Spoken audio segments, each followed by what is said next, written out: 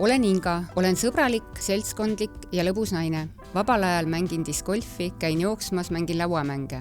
Armastan tantsimist ja reisimist. Hobikorras teen veidi kondiitritööd. Olen lõpetanud Mainori majanduskooli ja töötasin pea 20 aastat kaubanduses. Ühel päeval tundsin tüdimust ja tahtsin muutust oma tööelus. Kandideerides erinevatele aladele sattusin põllumajandusse.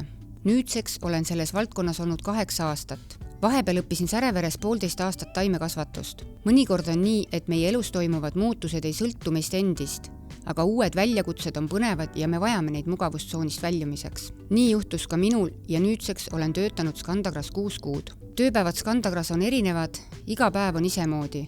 Mõnikord mööda põlde käies, mõnikord arvuti taga ja telefonis suheldes. Mulle meeldib, et selles töös ei ole kunagi igavust ja rutiini.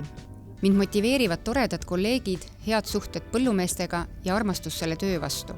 Minu eesmärgiks sellel ametikohal on põllumehe rahulolu. Mul on väga hea meel, et ma olen saanud võimaluse olla osa Skandagra meeskonnast. Meil on väga töökas ja ühtne tiim ning me anname endast parima, et olla alati põllumehe jaoks olemas.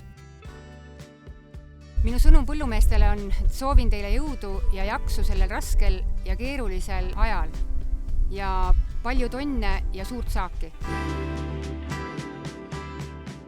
Ma tegutsen nendes piirkondades ja minu kontaktid leiate siit.